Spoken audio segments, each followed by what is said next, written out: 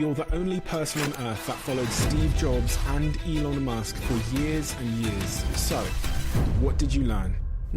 This is going to be a fun ride. Walter Isaacson, one of the greatest biography writers ever, whose work allows all of us to learn from some of the greatest minds in history. And all the people I've written about who are disruptors, they tend to have had demons driving them. But for Elon Musk, it was particularly brutal. A scrawny kid on the autism spectrum, no friends, beaten up quite often. But the scars from that were minor compared to what happened when he went home.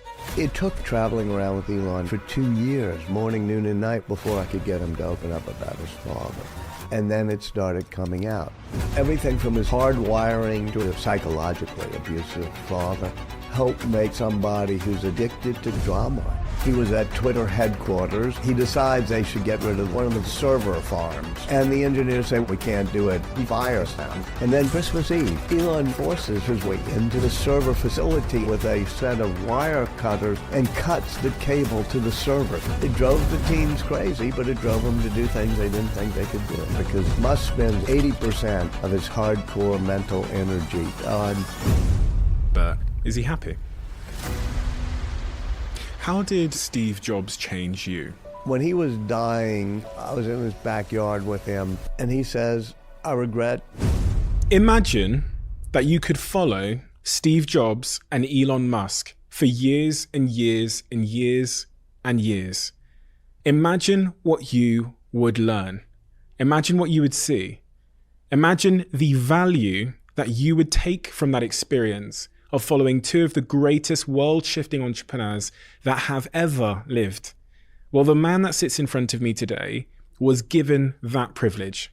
He got to follow Steve Jobs until the day that he died. And he got to follow Elon Musk for years and years and years in order to write down what he saw and share that information with you.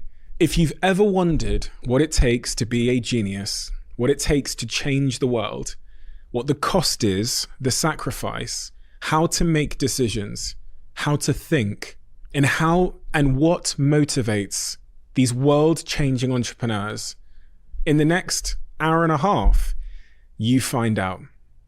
And before this episode starts, I want to make a deal with you. About 58% of you that watch this podcast frequently haven't yet hit the subscribe button. If you enjoy what we do here, here's the deal that I want to make with you.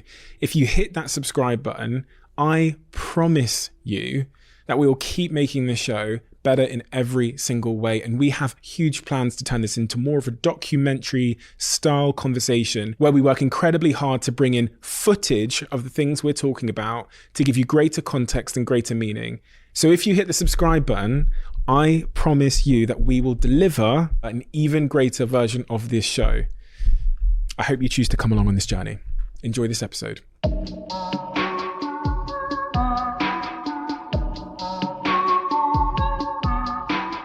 Walter, you have a tremendous amount of insight from following and studying some of the world's greatest minds, but also from a tremendously successful career of your own as a CEO and as a business person.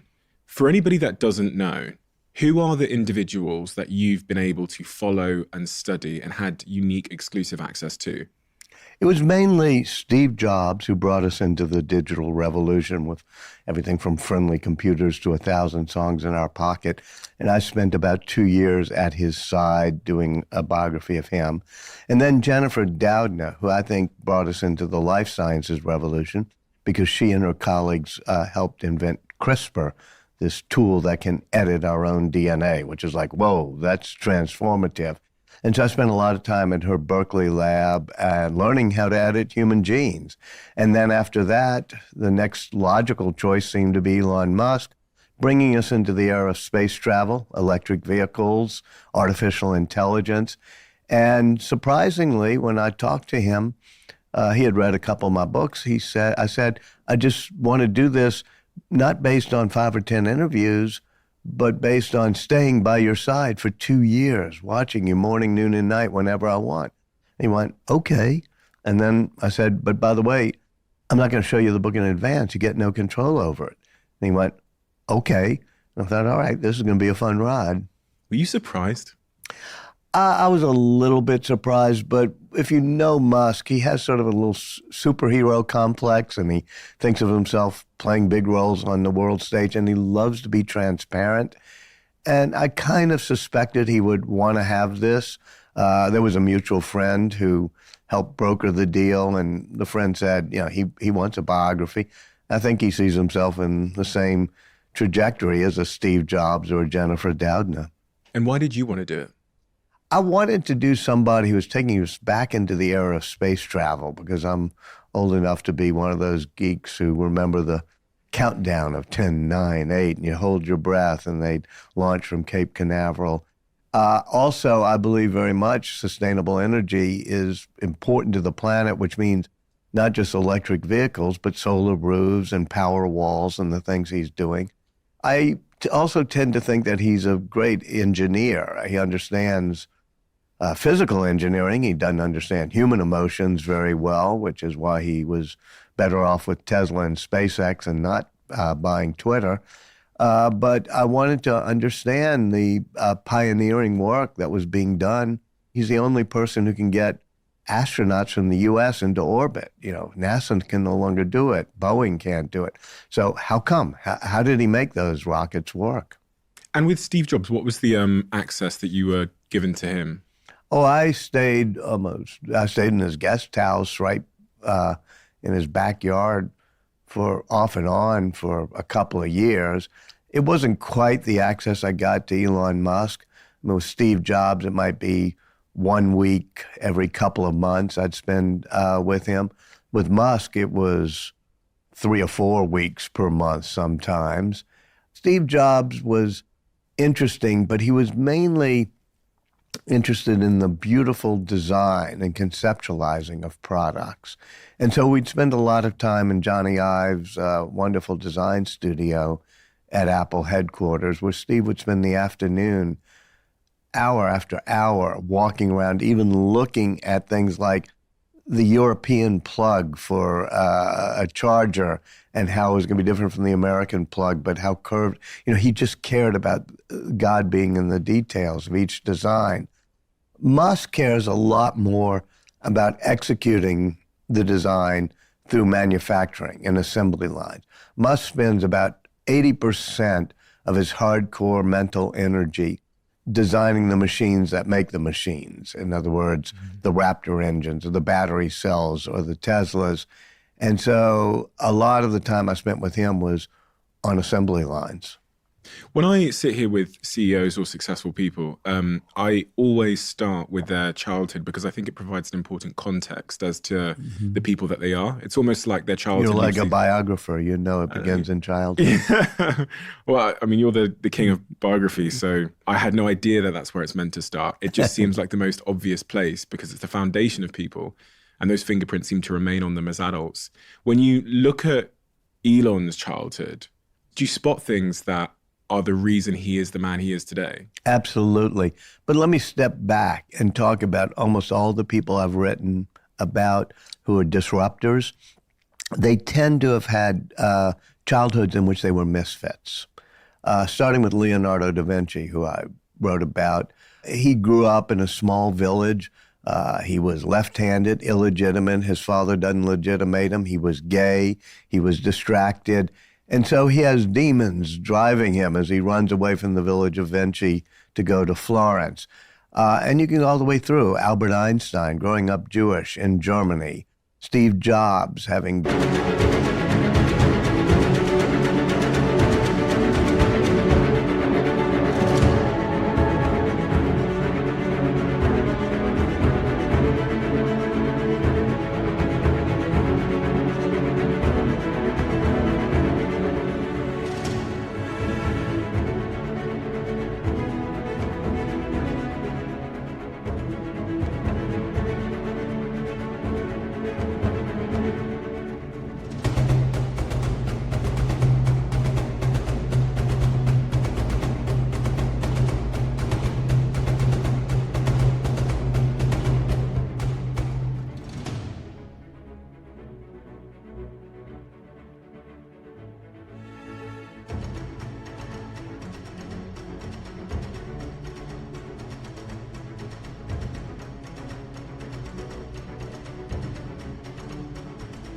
and adopted, and adoptive family didn't take to him, and he moves on to another one.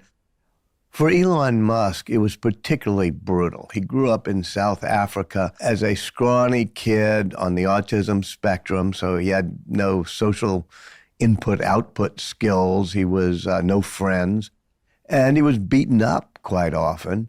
But the scars from that were minor compared to what happened when he went home after being beaten up once. He was in the hospital for 4 days, but he gets home and his father makes him stand in front of him for 2 hours while the father tells him he's a loser and that it was his fault, and takes the side of the kid who beat up Elon. And so it's one of the oldest tropes in mythology, which is the aspiring young superhero fighting the dark side of the Force and finding out Darth Vader is his father, having to overcome those demons. I think most of us, I mean, you have a very interesting background yourself, from Botswana to Manchester to here in London. I think most of us have things that drive us, and sometimes there's some demons from childhood. But the question is whether you harness those demons or those demons harness you. And in Elon Musk's case, the answer is both.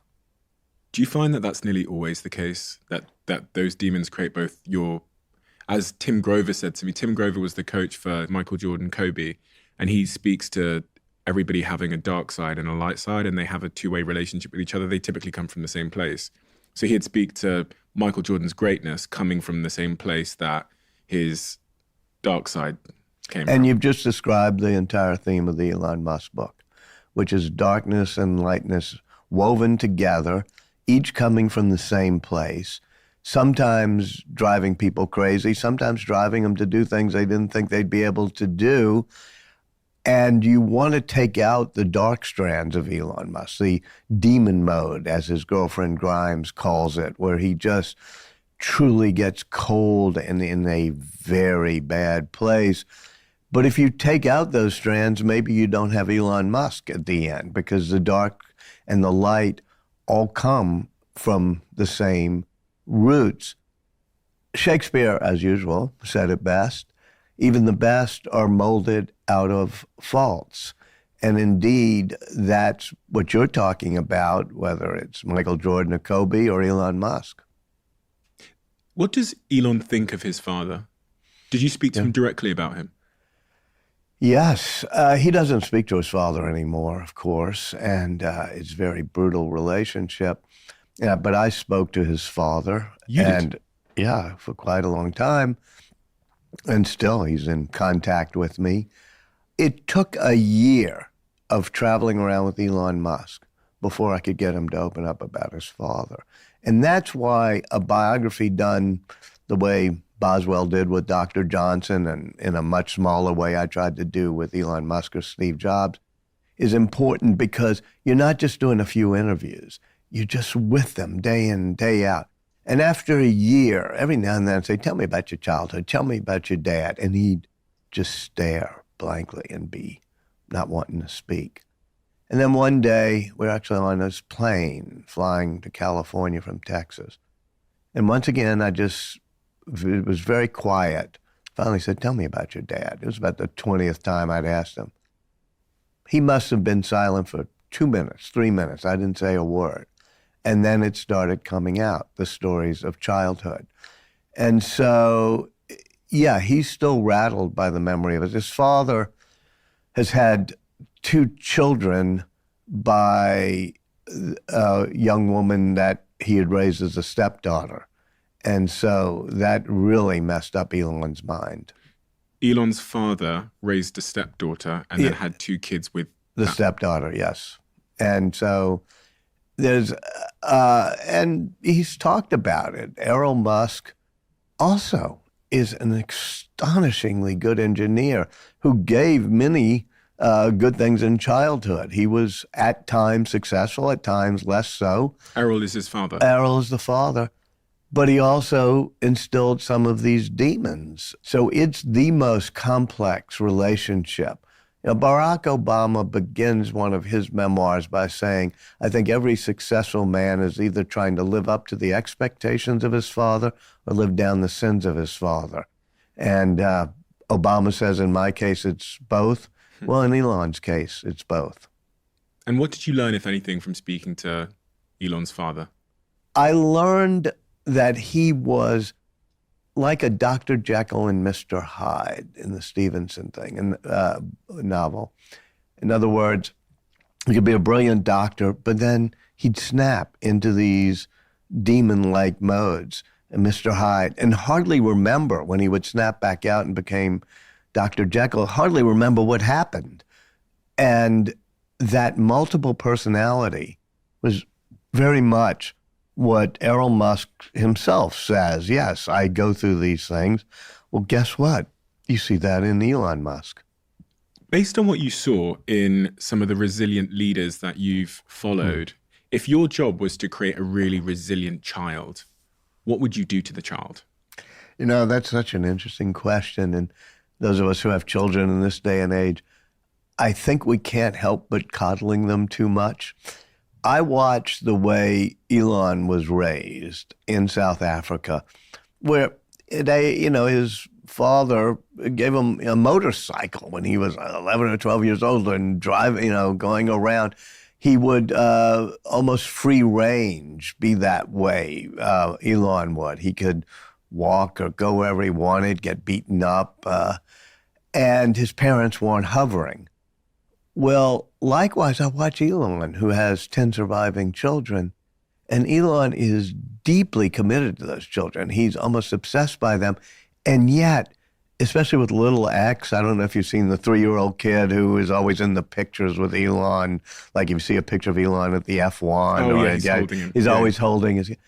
I'd be there at night. They'd be doing a solar roof installation at midnight, and Musk would be in hyperdrive, getting all the equipment and telling people what to do, because Musk loved to be hands-on.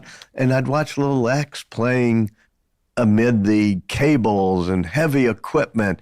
And my instincts are like, go grab this kid and make sure he's safe. But I think that Musk, I remember when they shot off Starship, this largest rocket ever, for the first test, which went well for about 3 minutes. And afterwards, we're sitting down in South Texas at the launch pad behind it and having drinks in their fire pits. And Elon is there with his mother, May, his girlfriend, Grimes, and little X. And X is playing in a fire pit, just putting things in and my instincts are go grab the kid. And Musk says to me, when I was a kid, they used to say, don't play with matches. So I got a box of matches and I played with them behind a tree. And it was his way of saying, I'm going to let X continue to do that. And May Musk said, I think it's one generation of risk seekers training the next.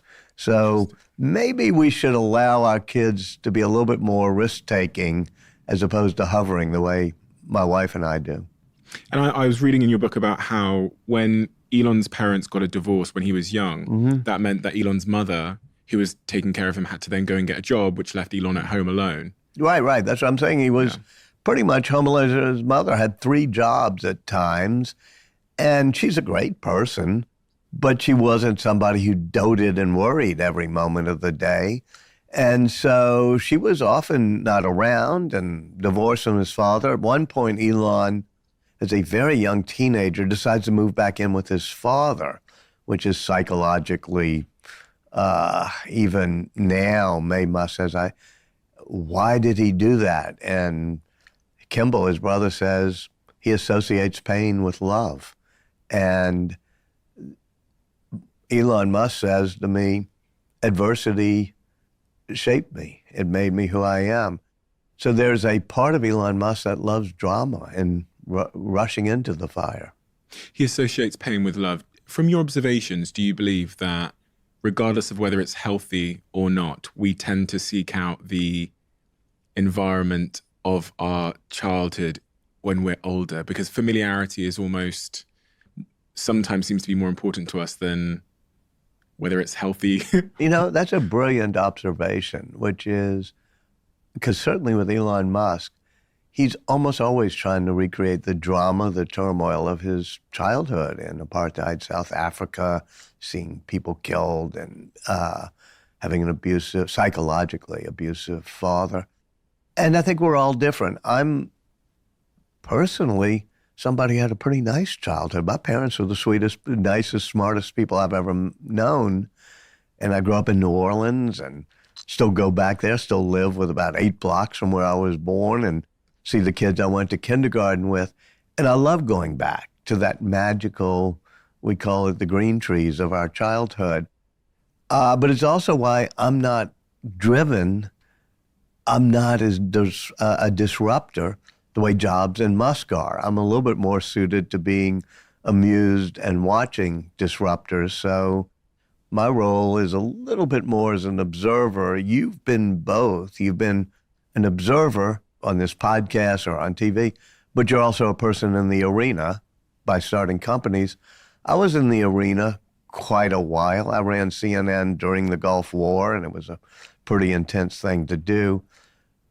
But in some ways, I'm not as suited to running into fire and turmoil as Elon Musk is. And when the time came and the Gulf War was over, I decided I'd rather write books and go back to New Orleans. So do you did touch on this earlier, but it just came back to mind again. Do you think that these individuals who are most able to deal with running into the fire are those that were raised in the fire? It's not a one-to-one correlation, as people sometimes, when they're arguing with me, they'll say, oh, look, there are people with really bad childhoods who become totally ne'er-do-wells and, never amount to anything. And there are people with really wonderful childhoods who are very, very driven. I think, though, it may not be a one-to-one correlation, but it's certainly a non-zero correlation that having something to prove coming out of childhood and having demons to harness tends to drive you a bit more. One of the things that surprised me in your book was that you said Elon was a good student, but not fantastic. Yeah, even in South Africa and at boys' school. And then when he goes to college, his SATs are fine, but, they're not all 800s, which is the scale we use in the U.S. For college admissions tests. But he had an intense focus. So when he focused on something, he would be awesomely smart. Problem is, he doesn't like things that don't interest him. So when he had to learn Afrikaans in school and, he flunks it, or when he has to learn certain things. But when it came to engineering, especially material science, he could focus like a laser on, and I mean that figuratively, but on the properties of materials or engineering problems. And I heard that when he discovered the computer, that was another example of that insane focus. He taught himself to code in a couple of days. Sure. I mean, he grew up at that time that I can remember, and you can't, where computers suddenly pop up. Mm-hmm. You can have your own computer. And that's one of the things Steve Jobs and Bill Gates and brought us to, which is, a computer you can actually plug in and have at home and code on. Well, he got one and taught himself C++ and I think maybe Pascal. And at age 12 or 13, coded his own video game called Blastar, which he published. And he becomes addicted to 2 things. 1 is computers and 2 is video games. Did you spoke to his mother quite a lot? Yeah, still do. She's very much around. What did she think of him at that age when he's 11, 12? Did she think he was a genius? Yes. She, for better or worse, was not a doting mother, was not somebody hovering all the time, but was, when Elon was 5 or 6 years old, she decided he was a genius and used to fight with the schools when the schools would sometimes say, he's not doing well in school, and he'd be distracted. He's always looking out of the window and staring blankly. And she would say, because he's a genius and you're not challenging him enough. And I think she still feels he's a genius. Do you think if someone wanted to be like Elon Musk, they could choose to be? No. There's certain types of curiosity and drive that we can will ourselves to being. I've written about Benjamin Franklin, for example. Benjamin Franklin was very wise, but he's probably not the smartest of the founders. And I don't mean that in a disparaging way, but you have Hamilton and Jefferson and people who are really brilliant. What you have in Franklin is somebody who's purely curious, always open to new ideas, and unbelievably observant. Well, we can all push ourselves to be that way more. But can we push ourselves to be Einstein? And no, we can't. And for Musk, he has a certain intensity that I think that even if you drank 50 cups of coffee and, you put an electric volt prod in the back of your head, that focus and maniacal intensity and sense of urgency is something that's not instilled in most of us. Do you think it's a trauma response of sorts? It's a trauma response. It's also, and the book is got a lot, you can't have a one sentence, here's why, but you start in childhood with the trauma. You also start with a guy who's on the autism spectrum, talks about having Asperger's, as he calls it. And that means he doesn't have good input-output signals for he doesn't have good emotional human receptors. But he does have this intense focus, almost in a geek-like way, on certain engineering or mathematical or coding issues. I think everything from his hardwiring to his childhood and upbringing help make somebody who's addicted to turmoil, who has a maniacal intensity of focus, and also has multiple personality mood swings. He ends up leaving South Africa and studies physics and business at the same time. And I thought it was so fascinating that the reason why he took up business, which is quite rare for someone to do physics and business, I think. He said he didn't want to end up working for somebody who studied business and didn't understand the science. And he felt that if he didn't understand the business side, he'd end up having to work for somebody else. It's almost the first evidence of not the first evidence, but it's again evidence of his first principle thinking in play. Yes. First principle thinking is key. What is that for anyone that doesn't know? And first principles thinking is whenever you're faced with a problem, you just go back to the very basic physics of it. Not all the rules and regulations and not all the metaphors you may have saying here's the way to do things.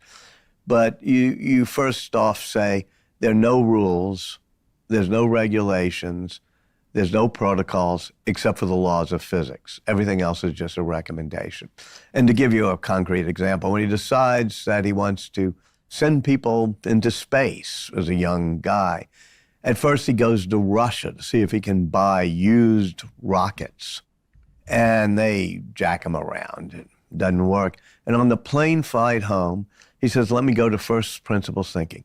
Exactly how much is the cost of each material in a rocket? How much is the Inconel? How much is the carbon fiber? How much is the fuel?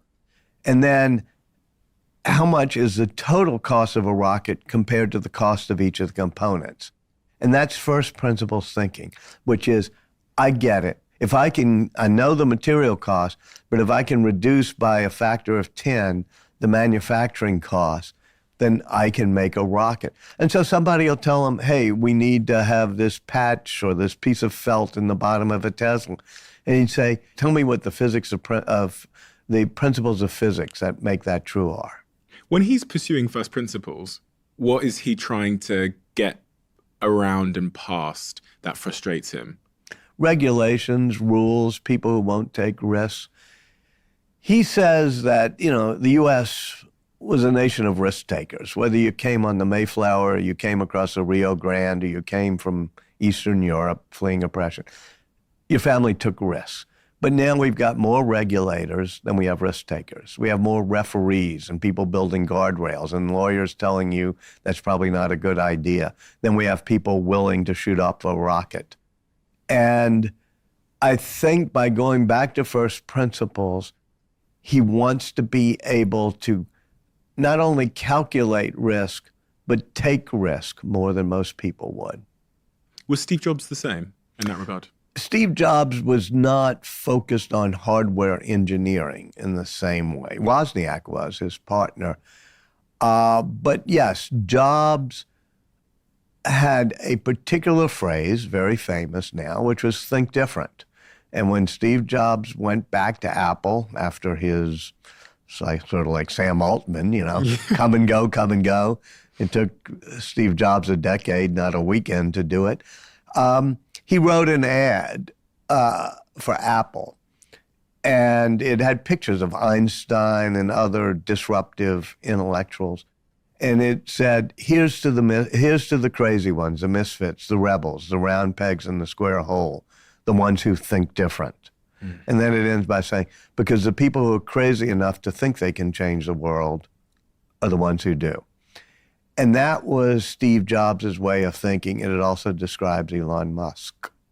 Have you seen moments yourself when you were following him where he was confronted by someone who had a default to telling him why things couldn't happen and why they couldn't be done? Oh, absolutely. I mean, there's like 20, 30 times in the book. And he goes ballistic. I'll tell you a fun one, which is just last Christmas, not too long ago.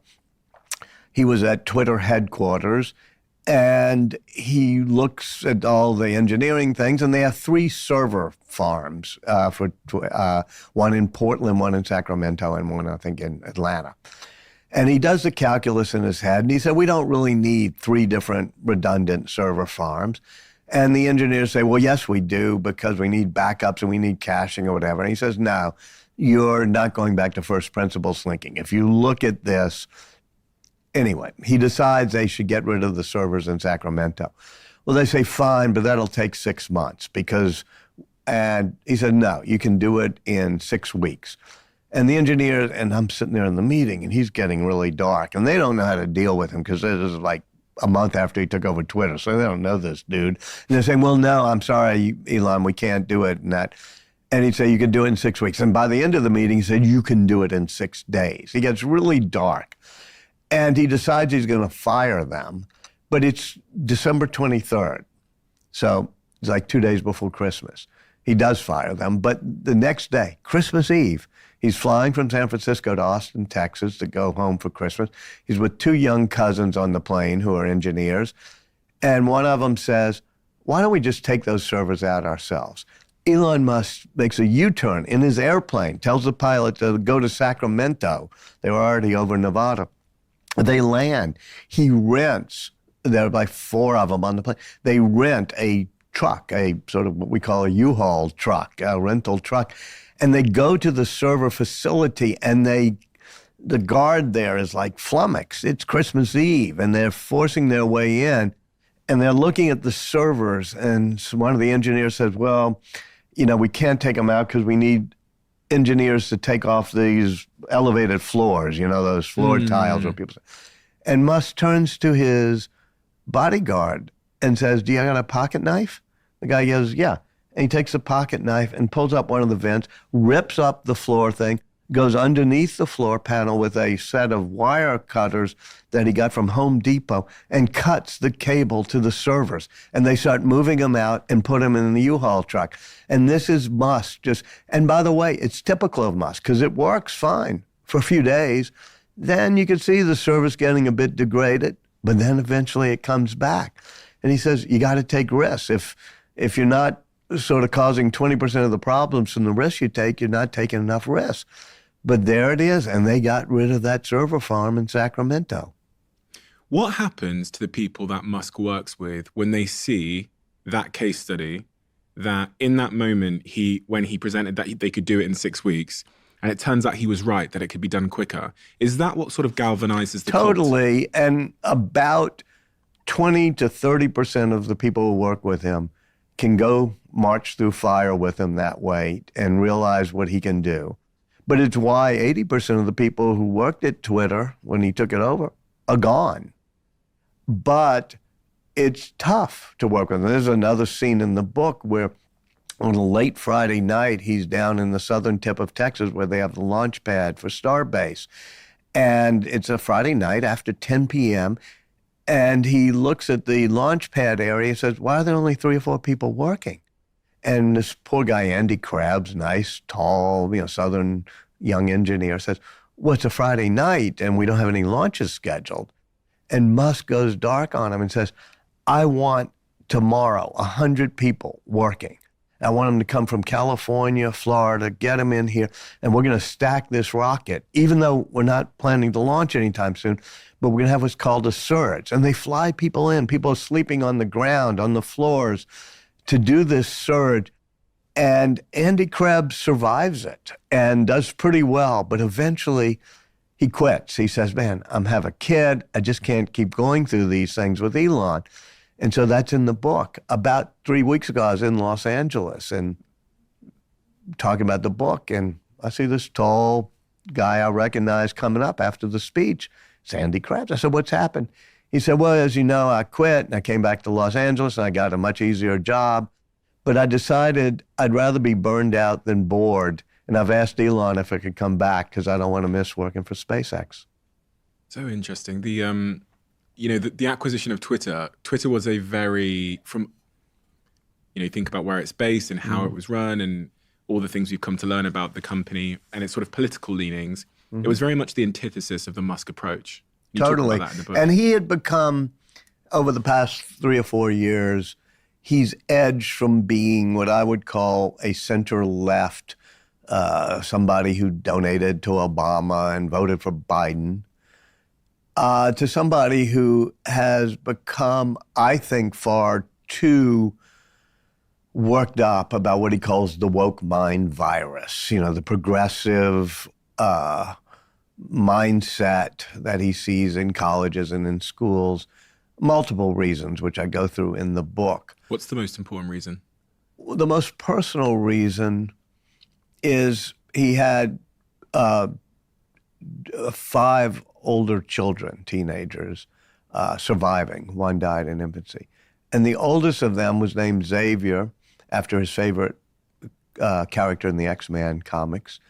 And Xavier transitions and sends a note about 3 years ago saying, I'm transitioning, my name is now Jenna, and don't tell my father. Now, he gets his head around the fact that she transitioned, and he loves her, but she becomes very anti-capitalist, very woke, hates all billionaires, thinks capitalism is theft, and rejects him and changes her last name. And this causes him an enormous amount of pain, and he partly blames it on Los Angeles, where you live sometimes. There's this very progressive school she went to called Crossroads. And that was one of about 7 or 8 factors that led to this political evolution where he felt the progressive left was overdoing COVID lockdowns, was overdoing gender ideology questions. In some ways, it echoed his father, who was also somewhat conspiratorial in his thinking and didn't believe in vaccines or Dr. Fauci. And it's a weird evolution that we still see reverberating in the waters of Twitter today. You say that it caused him a tremendous amount of pain, that Xavier transitioned and is Jenna. now a woman. How do you know that it caused him pain? Well, he said so, and he's easy to read, even though he doesn't read people's emotions well. I mean, he will say, nothing has caused me more pain, he says this outright, than his daughter rejecting him. Not transitioning, but just totally rejecting him, other than the death of his first child in infancy. His first child died. And he gets very dark, and, you talk to his sister, you talk to his brother or his brother's wife. They say that's the thing that's caused him enormous personal pain, and he says so. Going back to when he acquired Twitter, I, as a great fan of what Elon has achieved and the service that he's sort of served to humanity with some of these companies like Tesla and SpaceX, I was really hoping he didn't buy the company because I thought it would just be a great distraction from Bingo. really important other things. 100%. You were there, right? At the time. I was there. So I'm sitting, he had just opened Giga Texas, which is the largest factory manufacturing things. It's a Tesla factory in Austin, Texas. We're on the mezzanine. The factory's not even open yet. I guess this is April 2022. And he tells me that he still needs more drama in his life. He can't accept the fact that he's now become the richest person on earth. He's person of the year for Financial Times and Time. He's sent up 33 rockets that year that landed safely and were reused. And yet he says, okay, I'm buying Twitter. And his brother, his son Griffin, we're all like his friends, 3 or 4 friends, is like, is this a good idea? Aren't you going to be distracted? And everybody is sort of trying to talk him out of it. I'm not, because I'm just taking notes. I'm just the observer. But I'm thinking, boy, this is a bad idea. Not simply because it'll be a distraction, but because you don't have, I'm thinking of Musk, he doesn't have human emotional awareness. And so I asked him, why are you doing it? And he said, well, it's a product problem. They need better engineering. They haven't put any new features in. They don't have full motion video. So it's an engineering challenge. I'm thinking, no, Twitter's not an engineering product. You've been through all these before. It's an advertising medium. It's supposed to gather eyeballs for advertisers in a friendly environment. And that's not Elon's specialty. So I think it was then and is now both a distraction and does not play to his strengths. Did you see it at any point, and do you believe it will hurt the trajectory of Tesla and SpaceX in any way, that acquisition? I think that it probably hurts his reputation, especially among more progressive people. It obviously has hurt, which means it probably has hurt Tesla's sales. As for SpaceX, I don't think it matters too much. He has been able to be intensely focused, including, just today while we're taping this, I think he's doing the 40th launch this year of the Falcon 9, sending up 20 more Starlink satellites. He launched Starship and got it all the way into space with all 33 Raptor engines working. And he's down there intensely focused. So I think SpaceX is okay. I think Tesla will be okay, but it'd be better off if he weren't distracted by Twitter, and B, if his reputation hadn't become 10 times more controversial, which is not great if you're just trying to do a mass market car sales. When he went into Twitter, one of the very alarming things that he did was there was rumors that he called everyone up to the top floor and said, this is going to be the new company culture. If you don't like it, go Absolutely. Go home. I was there. I walked in I was there the day before he took over. He marches in. And I think there's a whole chapter in the book almost in the rapid change in corporate culture that happened, something you're very familiar with from companies you've dealt with, which is two extremes of doing a company. One was the way Twitter was, which is nurturing and sweet and having yoga rooms and artisanal coffee bars. And when Musk walks in, they're showing him how we have quiet spaces for people who need, to get their mental energy restored. And they said, we value psychological safety. And Musk looked at me and kind of did his raspy laugh. Says psychological safety, blank, screw that. An urgent intensity is our operating principle. Psychological safety is our enemy. And so he turns it into a hardcore all-in environment where you have to say, I'm all in. You're going to work 24/7, some weekends, because you're all in. And he said, I want a team that's 20% of the size, but that's an order of magnitude more intense and more all in. And you've probably seen companies with your own eyes who are very nurturing, and you've seen companies in which everybody's doing a hardcore all-in hackathon on a Saturday night, and he's in the latter camp. Do you believe? I often speak to large organizations that have cultural problems. They're not innovative. They're being eroded away by new market entrants, etc. And the problem they have is they can't turn the ship around quickly enough before the innovation takes them out. Big companies that have 50,000 people, big out. I've often want because then I saw this Elon Musk approach to turning culture around, where you basically let off a grenade in the building. Totally. Do you believe there's merit in that approach?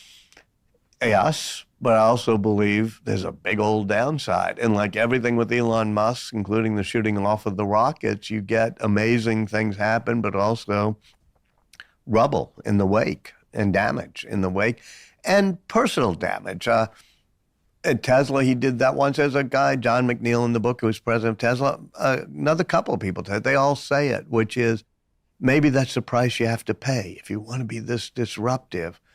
But is it a price that I want to pay? The answer is no. And maybe it's too high of a price, causing so much emotional turmoil. But there are people, including the guy, Andy Krebs, I told you about, who wants to go back to work at SpaceX, who like the challenge, who like the emotional turmoil. I ran Time magazine. It was the good old days, and it was about as wonderful of an environment even you would be in the clouds thinking about in the 1990s. We were rolling in money before the disruption of the internet takes away the idea of a general interest paper magazine. And there was a drinks cart that would come around every day at 5 and make cocktails for all the writers. There was a roast beef carvery cart in the evenings. There were town cars that would take you out to your weekend houses. It was totally great.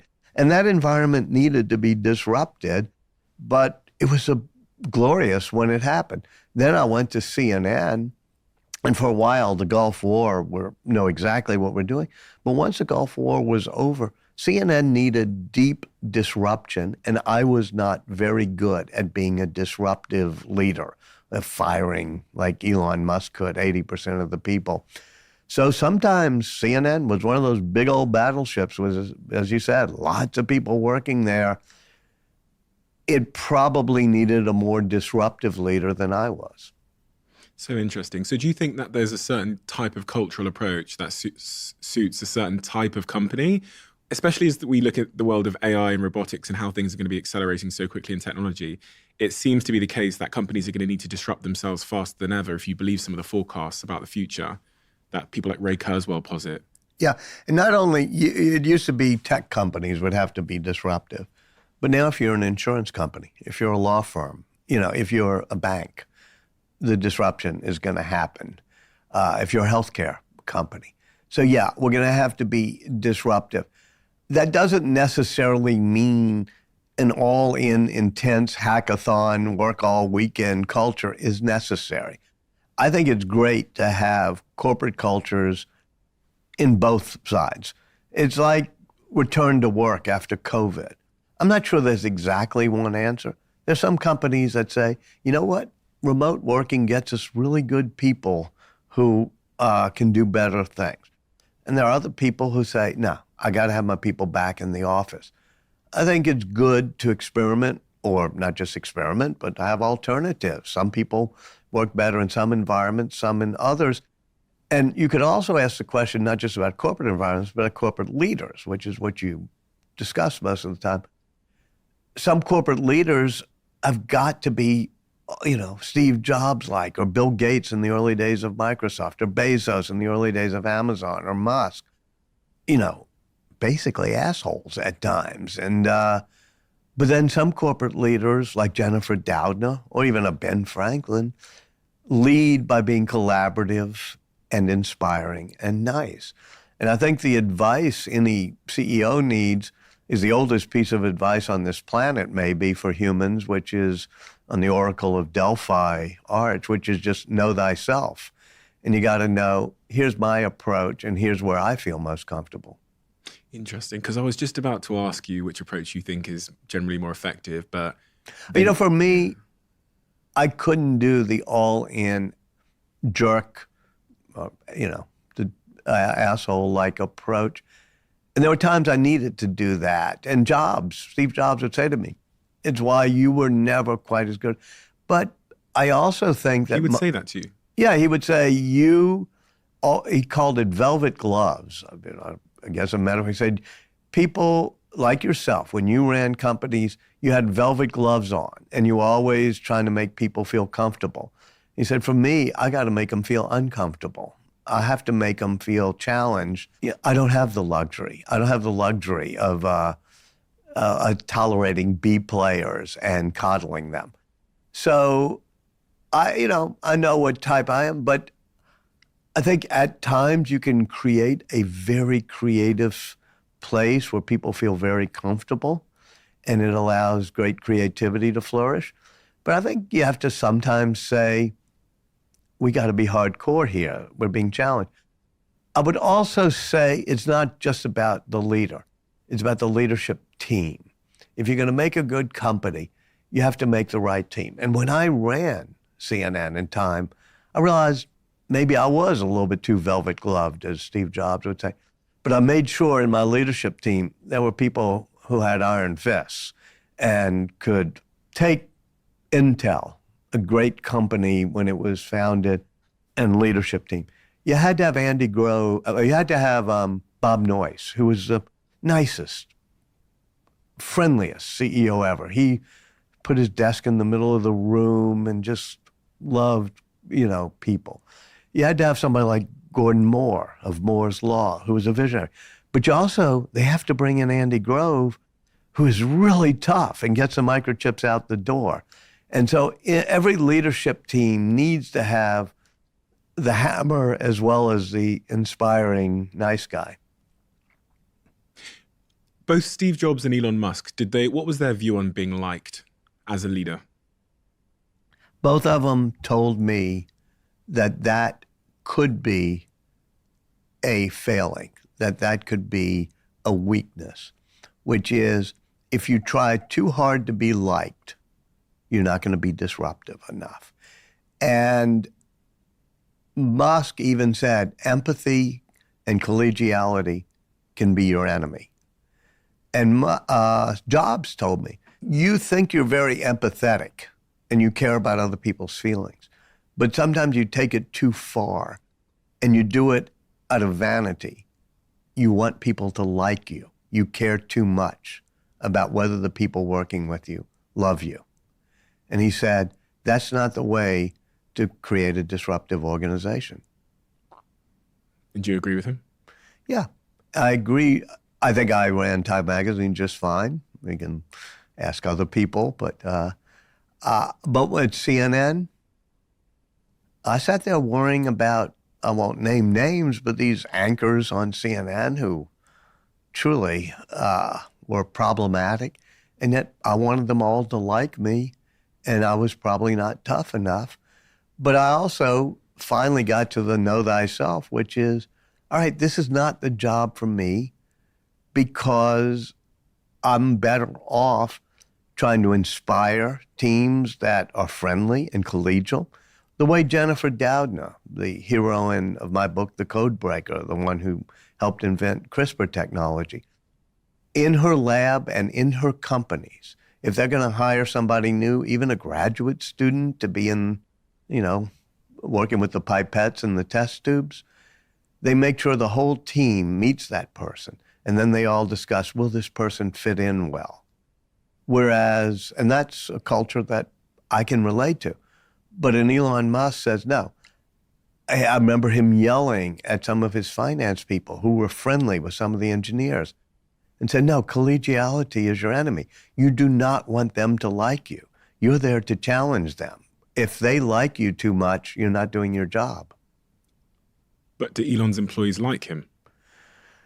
Elon's employees generally will walk through a wall for him, those who have survived, whether it be Gwen Shotwell or who is the president of SpaceX, or people at Mark Juncosa, or the people at Tesla like Drew Baglino or Franz von Holzhausen. But he burns out people pretty fast. So if he's in an organization, after a few years, maybe 20% are totally loyal and survive, but he's not afraid of burning people out and having them leave. Sounds like they either love him or leave. Yeah, and as I say, sometimes with Andy Krebs, They love him, but then they leave, but then they come back. Some people truly want the challenge. As Steve Jobs said to Scully, the guy he hired to run Apple for a while, he was at Pepsi. He said, do you want to make sugar water the rest of your life, or do you want to change the world? And I've seen Musk talk to the people at SpaceX late at night, maybe midnight, where they're all still working at the launch pad of the factory. And he'll say, I know how hard you're working, but this is the most exciting job you could possibly have. It's the most exciting, important job on Earth, which is getting people to Mars. Whatever is the second most exciting, you can't even think of it, what it is, because this is by far the most exciting thing you could be doing. And there are people who buy into that. And I could sit there watching the moon rise over the Gulf of Mexico and him saying that, and I could see why people buy into that. I could also see why some people say, I'd rather have a wife and kids and get off Friday night at 5 p.m. Does he believe it when he says that? And do typically people believe it when they hear it?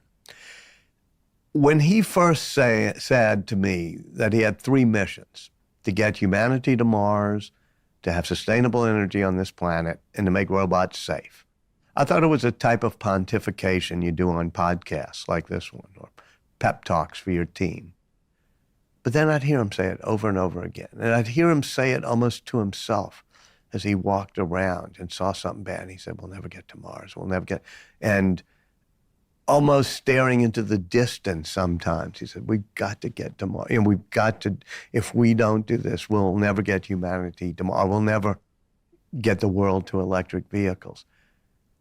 I totally think he believes it. Why does he care so much about Mars? He believes in spacefaring. In other words, we have to be space adventurers for 2 or 3 reasons.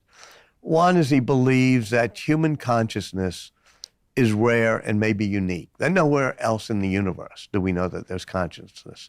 And why? Because if consciousness existed somewhere else, it probably never became multiplanetary before the planet it was on got destroyed. It's not something you and I wake up worrying about, but it's a kid. There's a 15-year-old. He's worried about the extinguishing of human consciousness if something happens to our planet. Secondly, he says it's the great adventure. We wake up every morning, we got all sorts of problems to worry about. There are more problems in Ukraine to the Middle East to Congress to, whatever it may be at Whitehall at the moment. But we have to have our vision set on some things that inspire us, that are truly make humans what they are.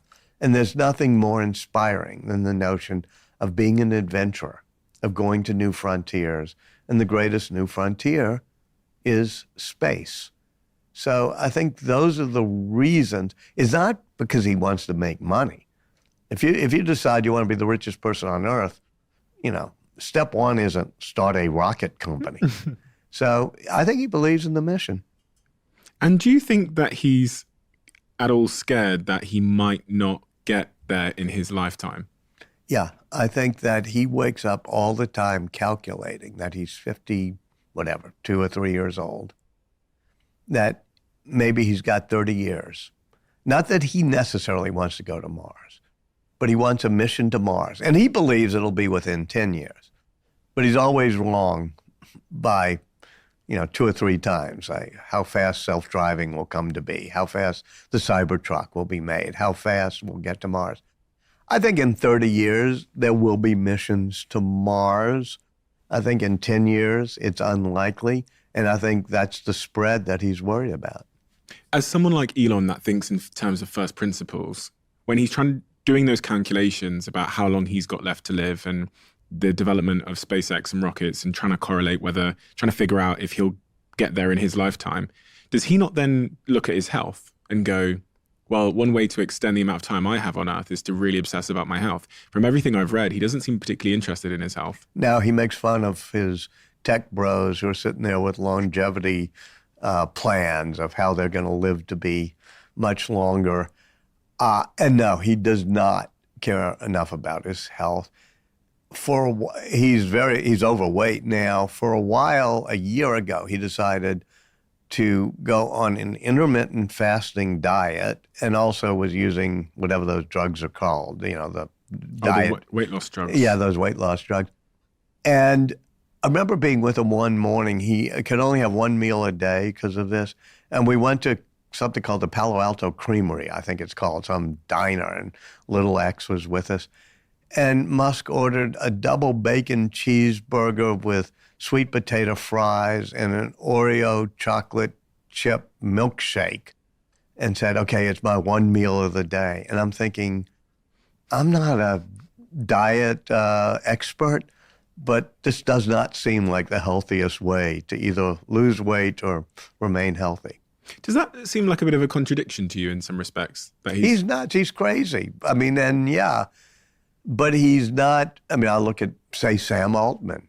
Sam Altman is very disciplined in both exercise and diet. Jeff Bezos is now that way. Elon's not that way. You're probably pretty good at diet and exercise, me. I try pretty hard, but I'm not quite as good. Elon's at the side where he's fanatic on many, many things, but getting on the treadmill and taking care of himself is not one of them. Did you ever see him exercise while you were with him? He has only one home.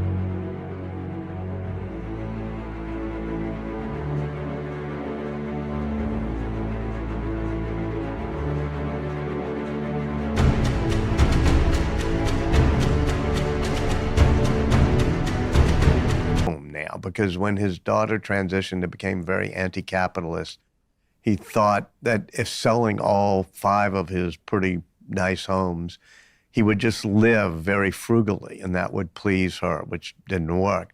But he's got this 2-bedroom house in a town in South Texas where Starbase is, and there's a little room that has one of those cross trainers. And every now and then, I'd be just sitting in that house day in and day out.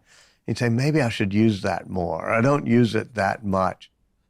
I've never seen him say, well, I've got to go to the gym.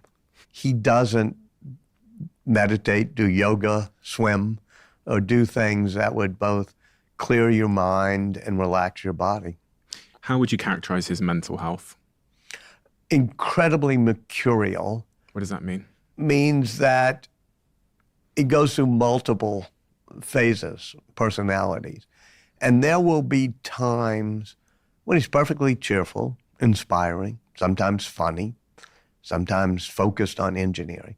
There'll be times when he gets into a very, what Grimes calls demon mode. And he says he's probably bipolar. He's never been diagnosed, but he uses some medication that's been prescribed. And so he will get into these mood swings where he can be manic and depressive and bipolar. And so his mental health is not great. The difficult question, and the book wrestles with him with this, and you said at the beginning, smart thing you said at the beginning of this show, was to what extent is that woven into who he is, and do those strands also cause him to have the drives? In the time that you observed him and the years that you were with him, were you ever concerned about him? Yeah. I mean, there are times when he would go into what I would almost feel was a tailspin. And even times before I knew him, like 2018, he goes into total meltdown. He's almost catatonic, lying on the floor of the factory in Fremont, Texas. and the people who work with him can't rouse him because he's in a, catatonic state. He's sending off horrible tweets back then, calling some cave diver a pedophile or saying he's going to take Tesla private.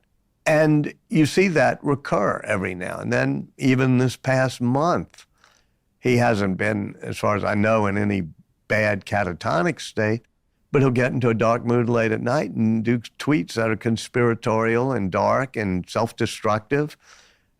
At Christmas, he was with his brother and some other relatives, and they all sit around talking. This is the day after the server farm anecdote I told you about. And they ask, what do you regret most this year?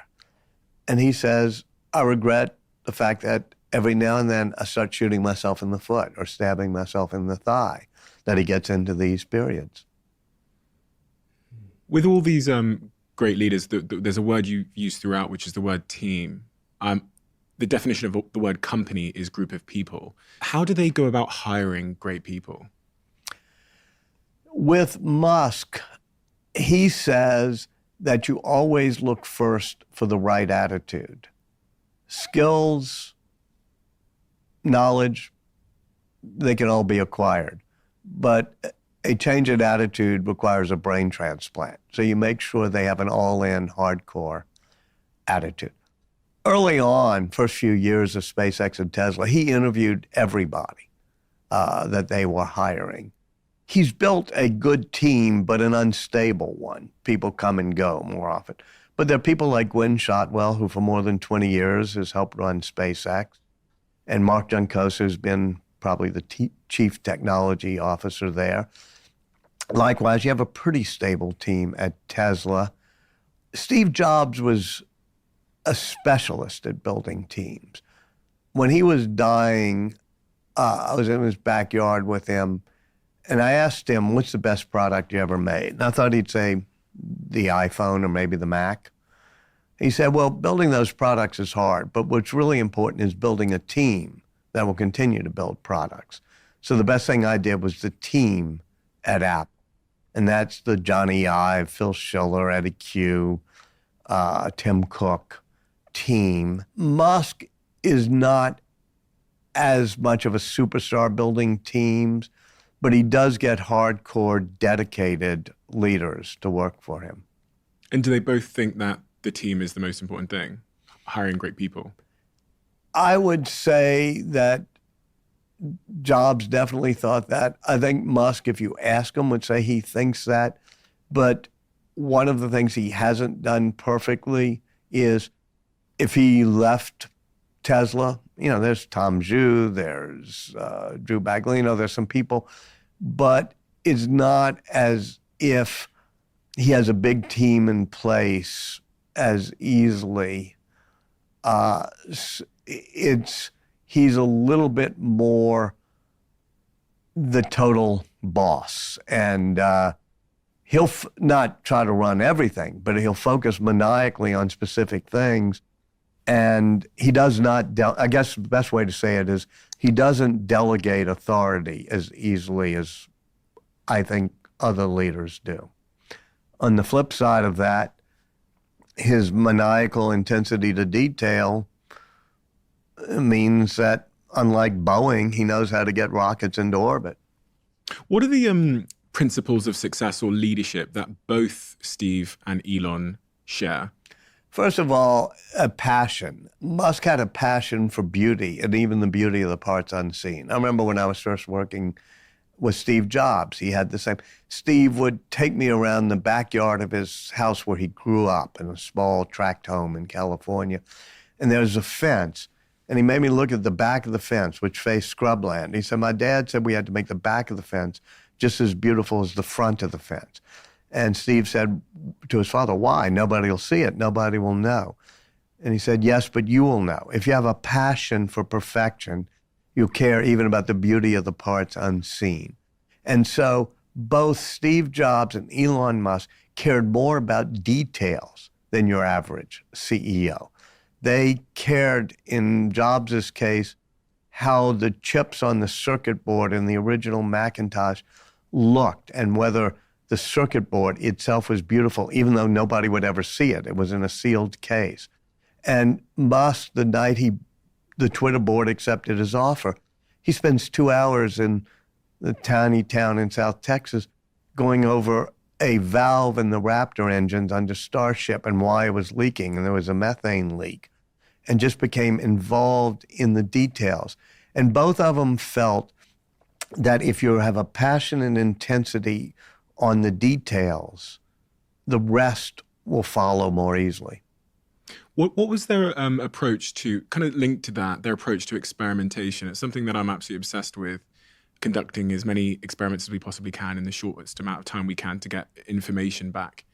Yeah, one of the things that Musk is successful because of is his ability to iterate, to take risks, to conduct experiments. Twice now he's launched Starship, which, as I say, is by far the biggest rocket ever made.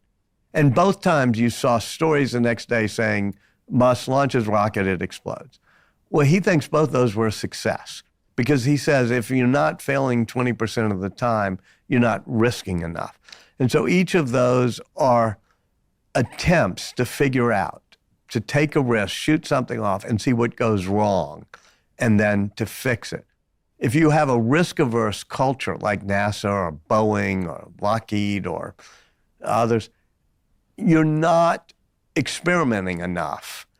And the experiment, by definition, an experiment involves the unknown and taking a risk. How do they keep their cultures to be pro-risk and to stop them getting complacent with their success? Well, I don't think Musk has a problem with complacency because he's so intense and hardcore that the minute, I've watched so many meetings where, even at Twitter, where somebody says, we can't do this, we can't take away the blue checks, or we can't change from carbon fiber to stainless steel on a particular component, or we can't do Cybertruck because Cybertruck is too edgy and it's made of stainless steel and it is frightening to look at and it'll scare people. And he'll just either run roughshod over them or fire them or push them to realizing, yeah, let's make Cybertruck look very futuristic and let's make it totally out of stainless steel. And let's have the stainless steel be an exoskeleton so you don't have to have internal chassis as much. These are wild, out-of-the-box things. And they resisted him on Cybertruck. They resisted him on Starship. They resisted him on even some of the battery changes he's made or things. Or resist him on the amount of servers you need at Twitter or the rules for engagement on Twitter. I think sometimes it doesn't work. I think Twitter is kind of toxic in places because he thought you could get rid of the moderation teams and do it through an algorithm.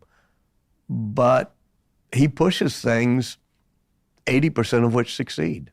It means there's a lot of rubble in the wake, though. Do you think they're somewhat delusional, these people? Steve I Jobs? think they're crazy, and as Jobs would say, crazy enough to think they can change the world, and thus they become the ones who do. Delusional, the phrase they used for Steve was reality distortion field, which is just a geek's way of saying delusional, meaning you can wish something and think hard enough on something and try to make it happen. And often it worked with Jobs. He'd say, you got to shave 10 seconds off the boot up time. And they say, that's reality, it can't be done. And he'd stare without blinking, something his guru had taught him in India. He'd say, don't be afraid, you can do it. And they would bend reality, and 80% of the time, he'd get it done. Sometimes it doesn't work. He tried it on his cancer. It didn't work. He just tried to will it away. Likewise with Musk, full self-driving. For the past 8 years, he's always said, it's only a year away. We're going to get there. Well, that's reality distortion. It's driven his team to go further with machine learning on full self-driving than most companies, but it's also a reality distortion that hasn't yet paid off. Deadlines. You talked kind of about it there. That's the same thing, which is being delusional about deadlines, but they're forcing functions. As Musk himself said when I was talking to him once, I said, deadlines, man, you always, he says, yes, but I'm a specialist at turning the impossible into the merely very late. So he misses deadlines, but he tends to eventually deliver. The reason he's setting deadlines, even though he knows sometimes they might not be hit, is because it speeds up the team. Yeah, he says all-in intensity, a hardcore intensity is our operating principle. And you're not going to have that without deadlines. I remember so many times there were what his team calls surges. I'd see it happen almost every month in a different field. He'd say, all right, we have to stack this rocket by Friday. And they'd say, no, it's going to take months. No, it needs to be stacked by Friday. And they'd work around the clock and do it. And then a few weeks later, he'd be on a house where they were putting a Tesla solar roof tiles. And he'd say, you have 24 hours to redo this house. And they'd say, well, that's nuts. But he'd be there at midnight on top of the roof. Himself. With a little X playing on the cables down below. And he would use it as a forcing function. It drove the teams crazy, but it drove them to do things they didn't think they could do. Is he happy? No, he's somebody who not only is not usually happy, but he doesn't value happiness. If you said, what are the top 10 things you want in life? I don't think happiness, pleasure, calmness, sweetness, going to the beach, none of those would be in the top 10. Tallulah Riley, who lives here, who was married to him, the English actress, great English actress, she said, he's not the type who can stop and savor or smell the flowers. He doesn't want to sit back and be content and be happy. And I asked him about it. I said, okay, you ever happy at what you've achieved? He said, no, I'm like a video game addict. When I get to one level of the game and I've succeeded, all I can think about is moving to the next level of the game, be it Elden Ring or Polytopia.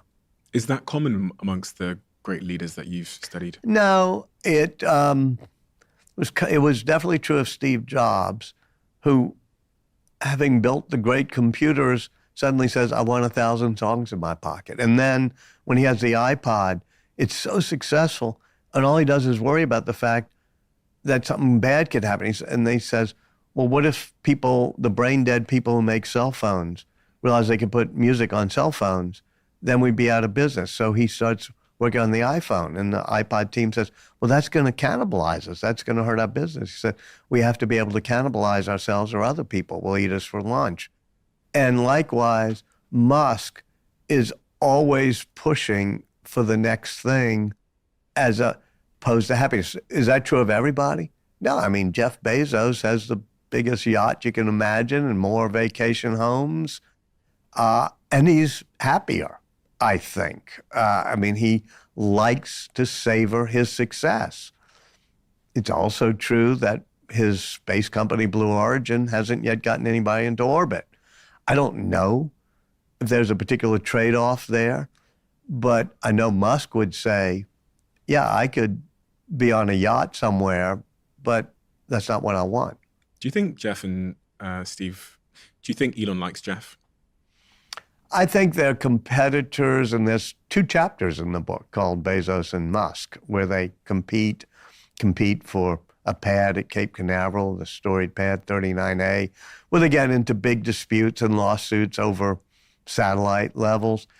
Musk says, but I want Bezos to succeed. I want him to be driving us into space, because the more do it, the better.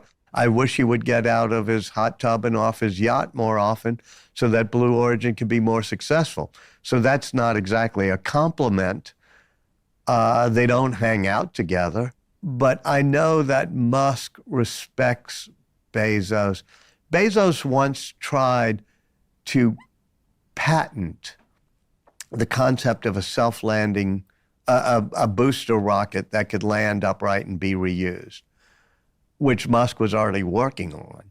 And the idea that Bezos would try to patent the idea caused Musk to go ballistic. But since then, he hasn't gone ballistic on Bezos, and that got resolved. How did Steve Jobs change you? I think that Steve and all the people I've written about caused me to think more about what's the larger mission and to care about even things people couldn't see, as I said, like the circuit board inside the Mac. And you always know whether you're cutting corners when you're writing a book, doing a podcast, starting a company, and being honest with yourself about that is, I admire deeply Steve Jobs' passion for beauty, his passion for the product, and all of them felt they weren't trying to make the most money or build the most valuable company, although they did. Apple becomes that, Tesla becomes that. They become the richest people. But they're doing it not for a passion for profits, but a passion for the product. And specifically Elon, spending that time with him. Yeah. I go back to the know thyself. I can admire Musk. I can respect what he does. I also know it's the price he pays for his success is a price that I think is too high for me, meaning I'm not going to be that rough on the people around me. I've been married more than almost 40 years, and, I care about this balance of work and life and other things. Musk doesn't care about that. So I know that each of us has to decide how do we do the balances that make us feel the most comfortable. And I watch Elon and can admire his intensity, but also know the downsides of it. And then in a more complex way, which is what the book is about, understand how the downsides, and you said this at the very beginning of the show, the downsides and bad traits are so interwoven with the good traits that you can't disentangle the fabric. The algorithm you write about in the book, this 5-step approach that Elon takes towards sort of product development, when I read about it, it kind of just seems like more of the same Elon, which is like this sense of urgency, speeding things up and caring a lot about the small stuff. Is that your characterization of the algorithm? And what is the algorithm? Well, the algorithm goes back to what you called first principles, which is step one of the algorithm is question every rule, question every requirement. If somebody says we need to have a felt pad between the battery and the chassis, and you say, why? And they say, well, it's a regulation or it's a rule. And you say, who made that rule? Who made that? Does it really work? Bring me the person, the name of the person who actually made it, and let me grill that person to see if there's a physics reason that has to happen. And so that's step one in the algorithm. And step two is a Steve Jobs step, which is simplify. Even on the iPod, when Steve made it, it's like, I want to be able to get to any song with only 3 clicks. I don't want a whole lot of buttons. I don't want a manual. And they eventually make the most beautiful, simple thing that becomes the iPhone after a while. Intuitive. Nobody has to read the manual for how to use an iPhone. So step two is simplify. Then you speed up the processes. And final step is automate. And the problem, Musk said, is when you try to automate processes that you should have deleted, you're not going to do it. But it's not just the algorithm. It's the algorithmic way of thinking, which is the manufacturing matters as much as the design of the product. So he puts his engineers and designers with their desks facing the assembly line. So every hour they can watch if there's a holdup, if there's something that's a piece of, strip around the headlight or wiring in the Raptor engine that's causing a holdup in the manufacturing process.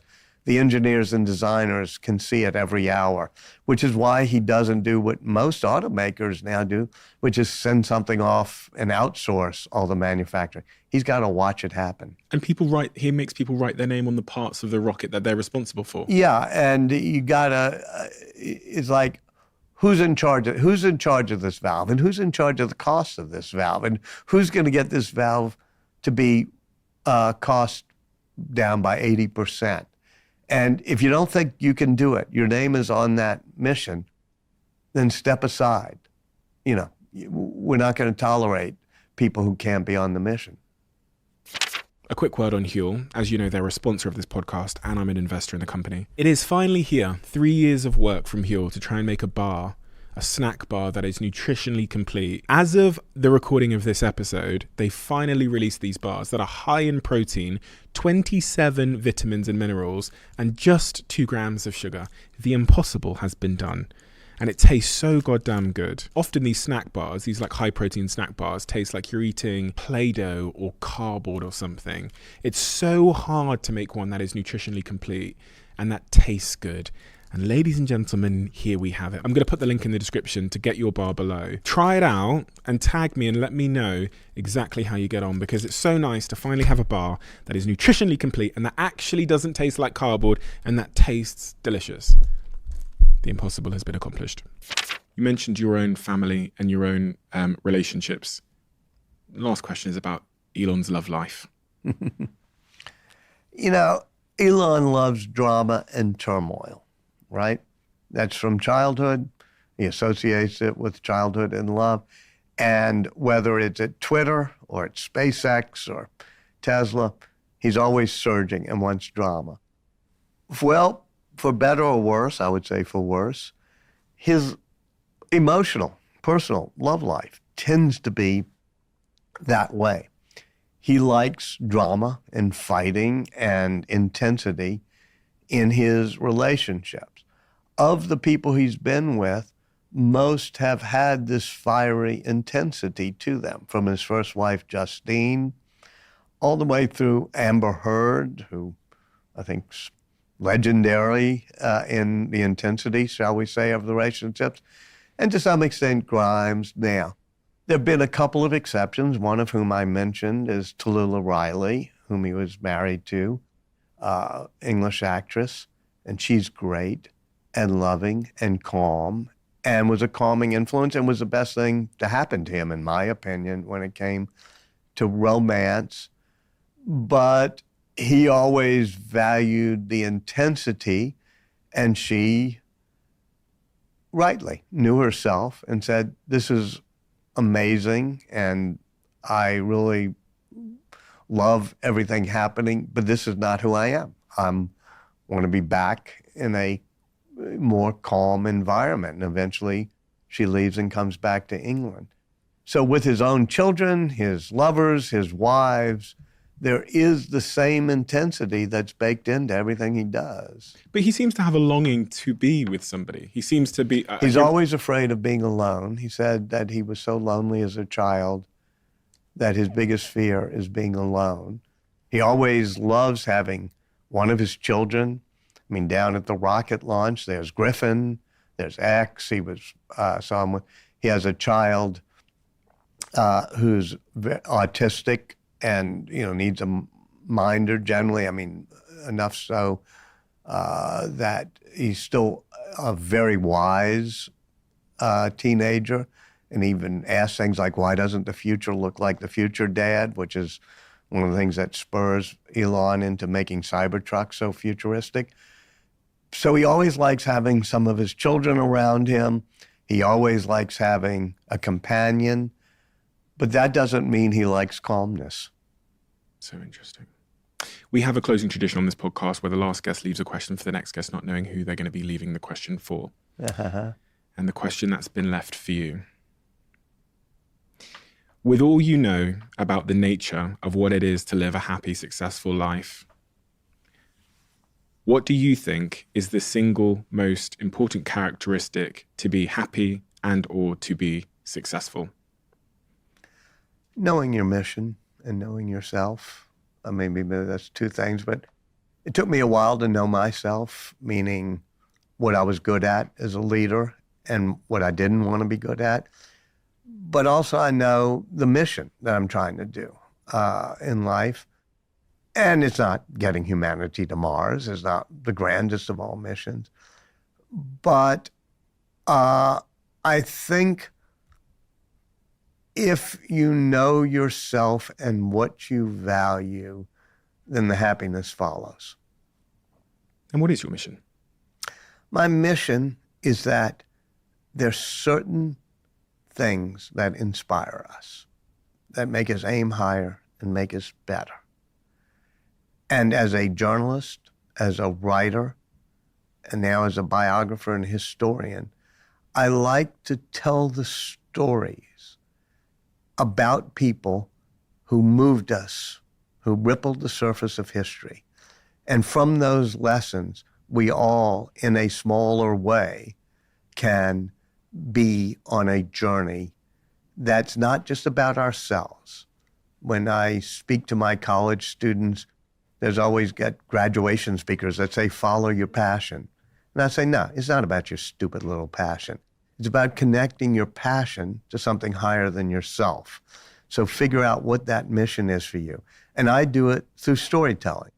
Now, storytelling isn't as elevated as rocket building or automaking, but it is the oldest, most venerable, valuable way we have of passing on values, is telling stories, whether it's around the first campfire ever built, or whether it's Homer doing it in the Odyssey, or the Bible with a great opening sentence in the beginning, comma, telling us these stories.